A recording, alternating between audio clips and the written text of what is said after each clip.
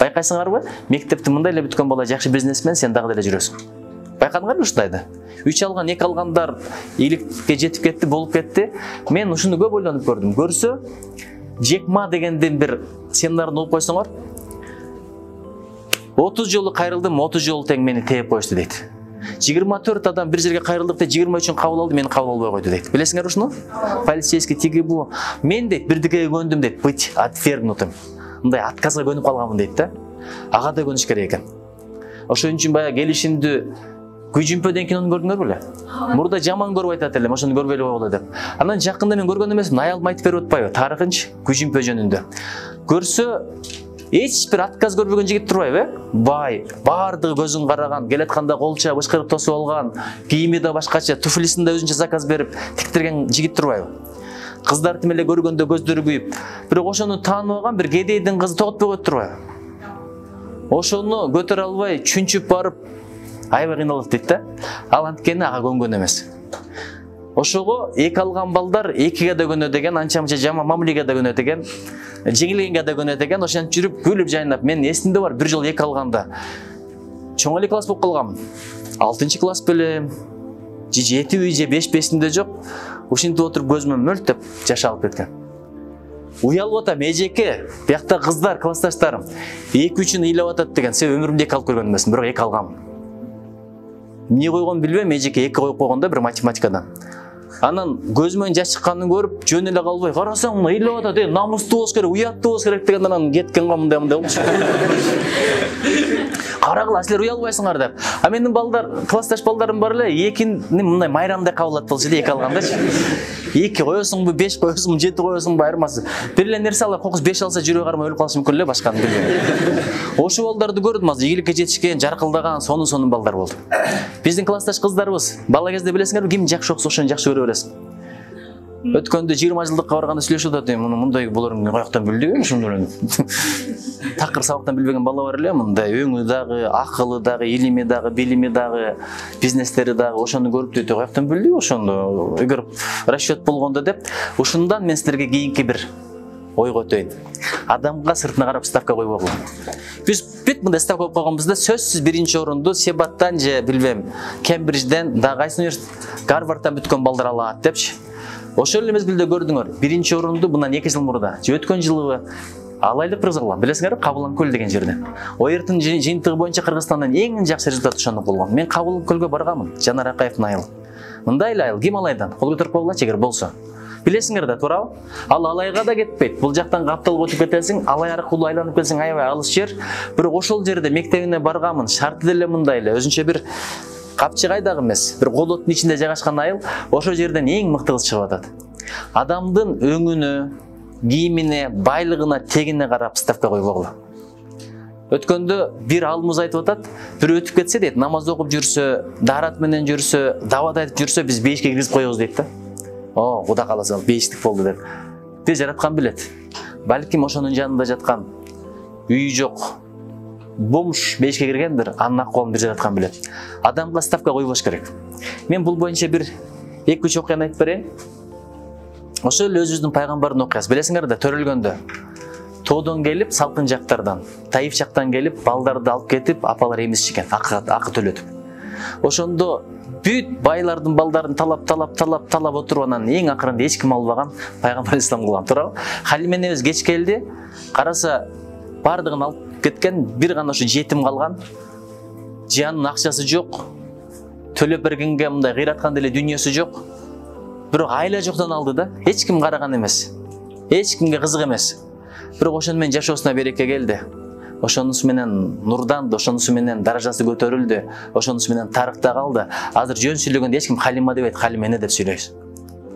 Эң асыл, эң бийик, эң ыйык адамды эмизип тарбиялаган апа болуш тагдыр буйруду. Ошон үчүн ставкадан кээде адам адашып калат. Тандагандачы бекеринен айтпайт, ыйманын карагыла деген сөз бекер эмес. Жаратканчы өңүнө карабайт, прическасына карабайт, улап койгон кашыңа, боюп койгон чачыңа карабайт. Качалкага барып оңдо болгон денеңе карабайт. Тегиңе карабайт, байлыгыңа карабайт, жүрөгүңө карайт. Ошон үчүн жүрөктү оңдоо деген сөз бекер сөз эмес. Башканы укпайсың, бирок жүрөктү сөз сугасың. жүрөккө менет кылгыла. Жок дегенде жанымда отурган кишиге бир жакшы сөз айтып кал.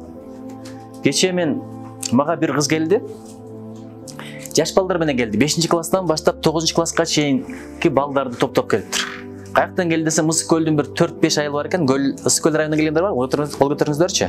Кожа Ярдан экен, Григорьевкадан экен.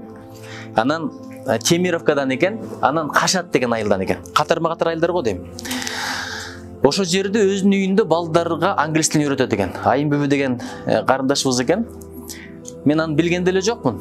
Келгенден кийин айтып калды, агай англисче суроо берсе болот. А мен ойлоп турмун мындай баягындай What do you like? How old are you деген суроолор экен деп. Десем, укмуш суроолорду берди. Ошол жакта жүрүп балдар өтө англис тил деңгээлин көтөрүп алыптыр. Мен неге балдар үйрөндү десем, мен бирдекени түшүндүм. Ошону окуткан жаш кыз карындашыбыз ыкылас менен үйрөтөт экен. Болбосо 11 жыл мектепте окудуң. Who is absent today ден башканы үйрөнбөй туурабы? My name is my Javis деп чыктың. Анткени эжекелер кирип алып эле эки коем деп баштайт да. Who is absent today депчи. What was your task? You're very lazy деп баштайт, анан окугум деле келбей калат деген көрүп элечи. Ал мээримин төгөт экен, ыкыласын берет экен, Америкага чакырыптыр, барбаптыр. Сингапурга чакырыптыр, барбаптыр. Малайзиядан жумуш чыгыптыр, барбаптыр. Анткени өзүнүн жөжөлөрүн таштай албаптыр. Адам бирдикеге менет кылганда ошол нерсенин баасы башкача болот, байкагын. Мен эсимде бар, мен өмүрүмдө ит бакпайм мындан ары. Бирок бала кезде күчүк бакканмын. Кичинекей кезинен көзүн ача албаган күчүк мезгил элестетип көрсөң, анда түшүнүгүм жок экен, азыр эми мындай итти сылаштан деле алысмын. Анан эшикке чыксам тосуп алат эле, бутумдан кучактай берет эле, канча койгонду деле билбейм, күнүгө бирдеке берем, аркамдан доолашып жүрүп тамак жейт болчу. Анан кээде соргок деп жаман көрөт элем. Аны ушинтип отуруп чоң эле ит болуп калды. Ошо мезгилде бир күнү карасам, мындай көзүнөн билинет экен. Мындай жалбырап, баягындай эркелебей, бир эле түндө. Анан бирдеге сурайт десем сурабайт эле, нар жакка барып жатып алды, алдына барып тамак койсом, тамакты бир карап туруп жебей койду. Анан нан берип көрдүм, жалбырай баштадым, жалдырай баштадым. Мынтип эле карап байкуш жакшы ит өлүгүн көрсөтпөйт дейт, бир жакка кетет. Ошентип жүрүп бир карасам, бутун көтөргөн акыбал келбей калыптыр. Ушунчалык ыйлагам. Эмнеге ыйлагамын? Иттин өлгөнүнө да ыйлачып эле деп ойлоп көрсөм, мен баккан турбаймынбы аны? Ушундайынан багып турмун. Баягы бир борунда эле көрүнүп калат экен. Айылда билесиңер, апарып туруп жар жакка көмүп келет. Ошо сүйрөп барганда да эсимде бар да. Кантип ыйлаганым, кантип коштошконумчу. Ошон үчүн эмнеге менетиң болсо, ошонун кадыры башкача болот. Ошол балдарга тил үйрөтүптүр. Бир балага тил үйрөтүп көргүлөчү. Бир балага бирдик үйрөтүп көргүлөчү. Мен дайым барган жерде айтам, мугалимдерге көп эле сын айта бербегиле. Эгерде чындап мугалимдерден көңүлүңөр калса, мугалимдер менен урушкуңар келсе, мугалимдерди айыптасаңар бирдекеде видеодон көрүп алып, анда балаңарга өзүңөр Зататоч, Такточ, Омдун законун түшүндүрүп көргүлө дедим. Башында жакшы эле баштайсың. Бул эси, бул баяндооч, бир сызылат, эки сызылат, аныктооч, талкында, а балаң мынтип отурса, деп баштайсың да. Уже 15 минутта башыңда болуп калат. Өзүң атасы болуп туруп сөгө баштайсың, атаңдын башы депчи. Жарым саатта эгерде бир жума киргизип койсоң ошолорду сабакка, чындап ошонун чим коруң алып кетиши мүмкүн деп психбольницагачы. Анан келип алып мугалимдерди айыптайт. Мен өзүм анча-мынча каратеге барып турчу элем, аз көптөн бери бар элекмин. Эми каратеге бардым дештен деле уялып калдым, анткени адам батыл унутуп калат экен. Анан ошол жерде тренерибиз айтып калды, жаңы келген балдарды сен кичине маштырып турчу деп. Мен ойлоп турдум маштырам деп. Балдарды тизгичекти чарчап жыгылып кала жаздадым. Сен биягын тургузсаң, бияк отуруп алат. Экөөнү тизип коюп бияка барсаң, биякта үчөө жакалашып аткан болот. Бирөө отуруп алат, бирөө жатып алат, бирөө ойноп кетип калат. Тизгичекти чарчап калдым. Анан ошондон баштап ар бир тренерди, ар бир устатты аябай сыйлайм. Дагы бир мораль, устатыңарды аябай сыйлагыла. Аркасынан да жаман сүйлөбөгүлө, жаман мамиле да кылбагыла, туурабагыла, шылдыңдабагыла. Биз ат коюп коет элек, билесиңби, мультфильм агай депчи. Шлянг агай. Ошондойлор болот силерде? Неме депчи, Ромарио агай деп. Хайме деген бир каарман бар болчу, аябай күлкүлүү. Хайме агай деп аркасынанчы. Ас деп туруп ичиңе сөөп койгондор болот. Алейкум ассалам өтүп кетсе өзүңчө ха деп баскарылапчы. Мугалимге андай өтө чоң адепсиздик кылбагыла. Анткени жаш ушундай нерсе экен, көрсөткөнүңдү көрөт экенсиң. Чындап айтып атам. Бирөөнү кордук башыңа келет. Бирөөгө зулумдук кыл, зулумдук узап кетпейт экен. Кайтып келип туруп башыңа базган болуп тиет экен, такымыңа таяк болуп тиет экен. Ошого эгер ийгиликке иштем десеңер, устаттарды сыйлагыла. Бир нерсе үйрөнсөң да сыйла. Брюс Ли өмүр бою кыдырган экен бая. Үйрөнүш үчүнчү. бир өлкөгө барат экен, ошол жакта карате болобу, кендо болобу, дзюдо болобу, кунг-фу болобу кирип бир машыгып көрүшкөн. Эгер тренердин деңгээли төмөн болсо ошого дагы тазим этип коюп кетишкен. Ошон үчүн Брюс Ли болду. Бирок андан да бирдеке үйрөнүүдө жок дегенди. Азыр сүйлөшсөк, ар бириң мага бирдеке үйрөтөсүңөр. Менде жок нерсе силерде бар, силерде жок нерсе менде бар. Болгону жашым улуу, балким бир кызматта иштеп атам. Анан коомдук ишмер болуп жүрөм, ошон үчүн чакырдыңар. Араңарда Кудай буйрса келечекте көп жакшы адамдар чыгат. Баарыңар жакшы болгула. Анткени чемпиондун орду бирөө эле. Биз мындай адепте деле, ыйманда деле, билимде деле ошентип ойлойбуз да, баягы бир чемпиондук үчүн күрөшкөндөйчү. Чемпиондук орун бирөө эле. Эгерде чуркоо болсо, күрөш болсо, спорттун башка түрү болсо, бирок адамгерчиликтин пьедесталы бардыгына сычтайт да. Азыр бизге 7 миллиард чемпион керек.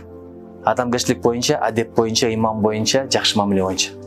Ошого барган жерде дайым айтам, жүзүбүздө жылмайы болсун, колубузда белек болсун, тилибизде таттуу сөз болсун, аркабыздан жакшы дуалар болсун деп.